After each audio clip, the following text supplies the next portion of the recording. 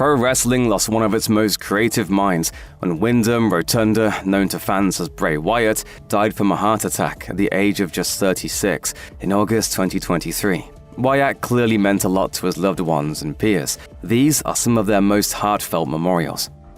Wyatt and former WWE ring announcer Jojo Offerman were engaged to be married when he died.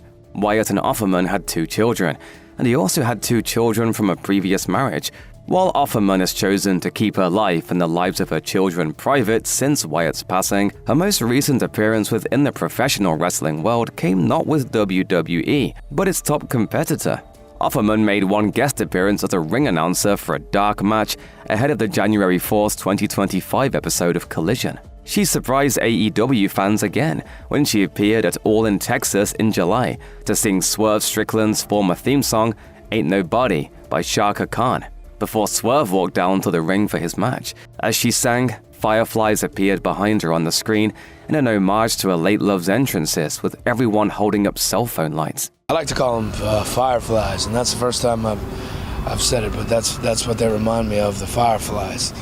It wasn't the first time Swerve paid tribute to Wyatt. At Full Gear in November 2023, Strickland wore black and red gear, inspired by The Fiend during his brutal Texas deathmatch victory over Hangman Adam Page. Strickland explained later that he was a fan of The Fiend, whom he called a revolutionary character. Swerve also said that he felt as though Wyatt's spirit powered him through the match.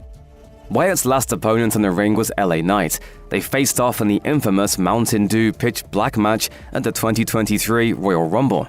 Knight has been vocal about finding it strange that he was Wyatt's final opponent before his passing, especially in a match as odd as a sponsored Pitch Black match. Among other issues, it was difficult for fans both in the audience and at home to see, despite the competitors' glow-in-the-dark gear and accessories. Following the match, the men also took their street fight on the road and competed against each other in a series of dark matches. Their last bout, the last match Wyatt ever did, was February 26, 2023 in Illinois. Knight said on an episode of the In the Click podcast that he wished he wasn't Wyatt's final match, and said he didn't think about it too much. It's a weird thing to consider and celebrate, I guess, in a weird way. Wyatt's death visibly shook Knight, who had to carry on during WWE SmackDown the day after his death. Knight was still reverting back his old self after a brief character change to Max Dupree, leader of the Maximum Male Models. Knight was locked in a feud with The Miz, and the megastar paid tribute to Wyatt in the best way he knew how, on the microphone during a promo. He used one of Wyatt's catchphrases, saying, "Miz, a wise man once told me the next time you see me, run." Knight looked directly into the camera, and on the last word, the crowd cheered around him. Matt Hardy was a brother who worked closely with Wyatt on screen for a time in their Deleter of Worlds tag team. But Jeff Hardy was also friends with the mind behind The Fiend. Jeff paid tribute to Wyatt in a unique way, painting his face ahead of a match on a September 2024 episode of TNA's Impact to look like The Fiend's mask. Hardy revealed the look in the main event of the episode, where he teamed with his brother and Masha Slamovich to take on The System and Tasha Steelz. Jeff revealed to Sports Illustrated The Takedown that he had never attempted to paint his face with anything like a skull or anything with teeth over his years of performing. He said he initially tried a Joker-like smile on his lips while painting his face in a hotel room ahead of a show, and that's when he thought it would be a pretty cool tribute to do the Fiend mask. He said he was initially scared to do it, but was proud of the payoff, especially when it came to honoring Wyatt. Matt revealed on his The Extreme Life of Matt Hardy podcast that Jeff wished he had interacted more with Wyatt during the times their paths crossed in WWE. Matt said that a trio with his broken Matt character, The Fiend, and Jeff's alter ego Willow would have been something to see.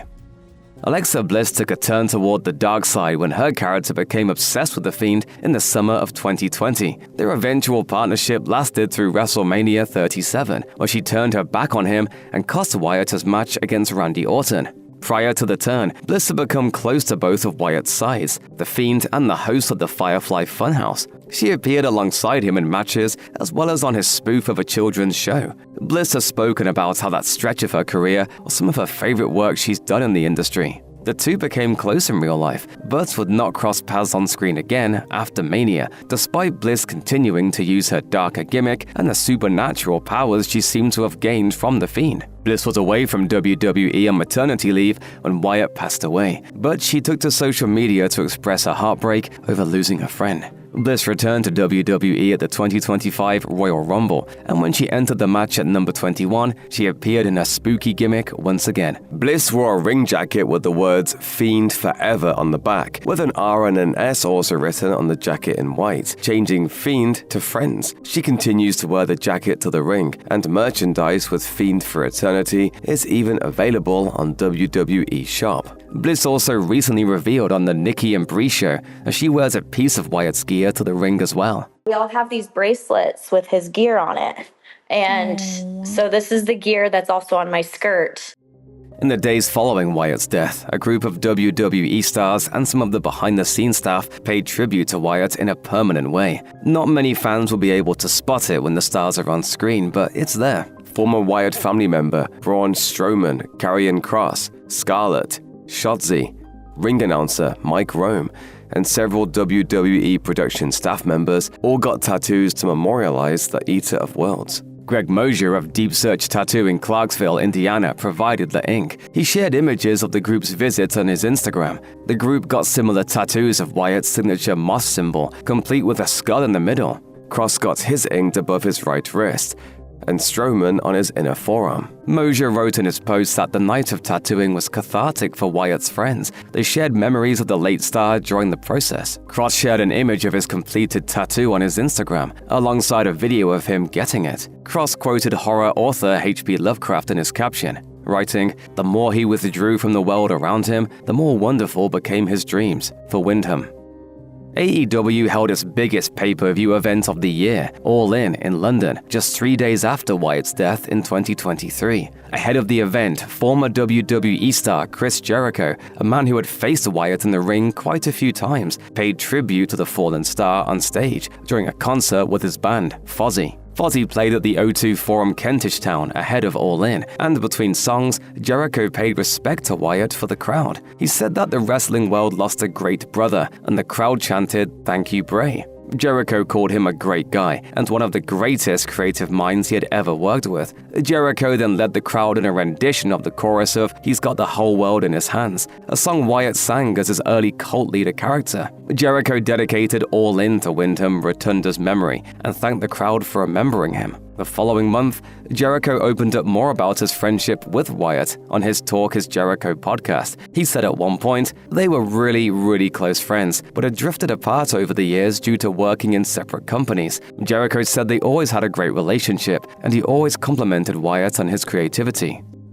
AEW's gothic dark stable House of Black also paid tribute to the late star during their All-In entrance at Wembley Stadium. Buddy Matthews, Aleister Black, and Brody King, alongside Julia Hart, were set to defend their AEW World Trios Championships against Max Caster, Anthony Bowens, and Billy Gunn of The Acclaimed. Before the House of Black came out on stage, the lights in the stadium dimmed and the historic crowd turned into fireflies, putting up their phone lights in tribute to Wyatt. When House of Black emerged from the darkness, Matthews was carrying a lantern, symbolic of the one Wyatt always carried with him. Matthews placed it on the ground as the AEW commentary team sent their condolences to Wyatt's family. They said they'll never forget Wyatt's legacy and what he did for the professional wrestling world. It was Black who was the closest to Wyatt. After Black made the jump back to WWE in 2025, he revealed some advice Wyatt gave him just before his death. And one of the last things that he ever said to me was, don't let them tell you who you are.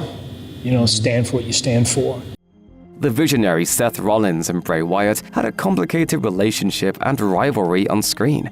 They most notably competed against each other in an infamous 2019 Hell in a Cell match, which fans remember for the red lights making it difficult to see, as well as the ending, which came from a referee stoppage even though it was a hardcore match. Outside of the ring, however, Rollins and Wyatt were close. Wyatt's death deeply rocked Rollins, who posted a lengthy video to social media the day after Wyatt's passing, letting fans in on how heartbroken he was.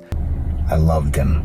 I loved working with him, but mostly I just loved being around him.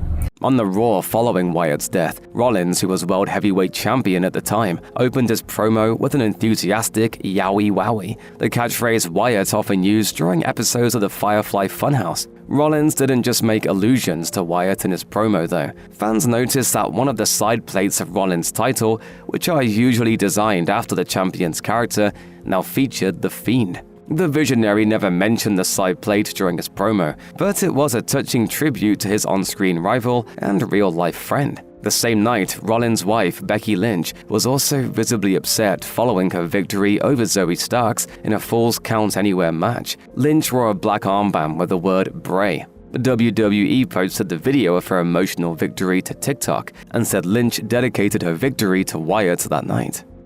Many fans thought Bray Wyatt would be posthumously inducted into the WWE Hall of Fame in 2024. That didn't happen, but his father, Mike Rotunda, and his uncle, Barry Windham, after whom he was named, were inducted as their tag team, the US Express. The induction was emotional, with Wyatt's siblings, including Bo Dallas, present for the ceremony. Dallas and his sister, Mika, stood in the corner of the ring, obviously choked up. When Dallas introduced his uncle and father, he said that while he wished his brother could have been on stage with them, he knew he was there in spirit. Mika added that there would have been no Bray Wyatt without the US Express. In the team's induction speech, Rotunda said he wished that Wyatt could have been there to see his old man go in the Hall of Fame, which he said Windham would have enjoyed seeing. Rotunda ended his speech by raising his phone flashlight to the camera and asking the fans to join him in a tribute to his late son. The crowd at the Hall of Fame lit up with fireflies as Wyatt's entrance music played as the arena lights dimmed, making for an incredibly emotional moment. As of 2025, Wyatt has not yet gone into the WWE Hall of Fame alongside his father and uncle. There's still time for more tributes to the late star.